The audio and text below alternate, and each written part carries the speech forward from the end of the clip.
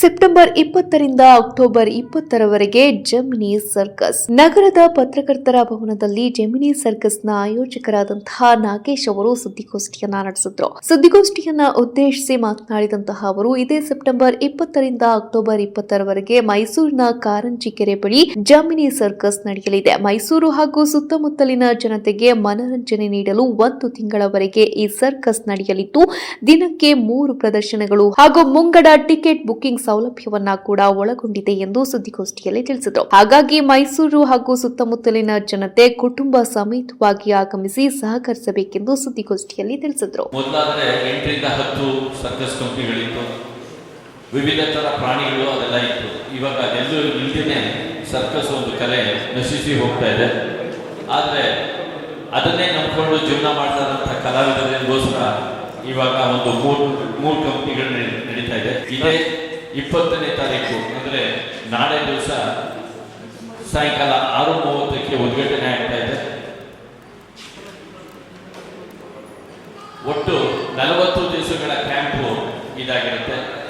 ಇದರಲ್ಲಿ ಪ್ರಾಣಿ ಇಲ್ಲ ಅನ್ನೋದು ಬಿಟ್ಟರೆ ಒಂದೊಂದು ಸಾಹಸಗಳು ವಿಶೇಷವಾಗಿರುತ್ತೆ. ನೀವು ಇಲ್ಲಿ ತನಕ ಏನು ಸರ್ಕಸ್ ನೋಡಿದ್ದೀರಾ ಅದಕ್ಕಿಂತ ಈ ಸರ್ಕಸ್ ಅಲ್ಲಿ ವಿಭಿನ್ನ ಆಗಿರುತ್ತೆ. ಇವಾಗ ಜೆಮಿನಿ ಸರ್ಕಸ್ 1951ರಲ್ಲಿ ಪ್ರಾರಂಭ ಆಗಿ ಇಲ್ಲಿ ತನಕ ನಮಗೆ 70 ವರ್ಷಗಳ ನಿರಂತರ ಸೇವೆಯನ್ನ ಕಲಾವಿದರ ಒಂದು ಪ್ರದರ್ಶನ ನೀಡ್ತಾ ಬರ್ತಾ ಇದೆ. ಉದ್ಘಾಟನೆಗೆ ಶ್ರೀಮತಿ ಪ್ರಮೋದಾ ದೇವಿ ಅವರು ಬರ್ತಾ ಇದ್ದಾರೆ, HC ಮಾದೇವಪ್ಪ ಅವರು ಬರ್ತಾ ಇದ್ದಾರೆ, ನಮ್ಮ ಸರ್ಕಸ್ ಫ್ಯಾನ್ಸ್ ಅಸೋಸಿಯೇಷನ್ನ ಅಧ್ಯಕ್ಷರಾದ ತನ್ವೀರ್ ಸೇಠ್ ಅವರು ಬರ್ತಾ ಇದ್ದಾರೆ, ಹಾಗೂ MLA ಆದ ಶ್ರೀವತ್ಸ ಅವರು ಬರ್ತಾ ಇದ್ದಾರೆ. ಇದು ಕರೆಕ್ಟಾಗಿ 6:15 ಗಂಟೆಗೆ ಉದ್ಘಾಟನೆ ಆಗುತ್ತೆ.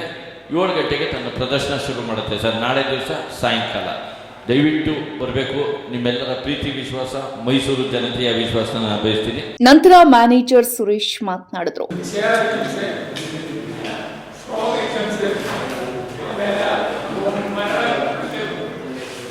motorcycle riding ಇಷ್ಟು ಆಫ್ರಿಕನ್ ಫುಲ್ ಆಫ್ರಿಕನ್ ಹಿಂದೂ ಜನ ಆಯಿತು. ಆಫ್ರಿಕನ್ ಆರ್ಟಿಸ್ಟ್ಗೆ ಪ್ರಾಣಿಗಳಲ್ಲಿ ಈಗ ಪ್ರಾಣಿಗಳಿಲ್ಲ.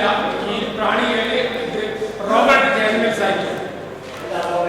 ರಾಬರ್ಟ್ ಅಂದರೆ ರಿಯಲ್, ಅದು ರಿಯಲ್ ಲಯನ್ ಸೌಂಡ್ ಬರ್ತದೆ. ಹಿಪೋಪಟಾಮಸ್, ಜಿರಾಫ್, ಕಂಗಾರು, ಆಮೇಲೆ ಹಾರ್ಸ್, ಡೀರ್, ಅದು ಸ್ಕೂಲ್ ಡೇರ್ ರಾತ್ರಿ ಹೋಗಿ ವಿಡಿಯೋ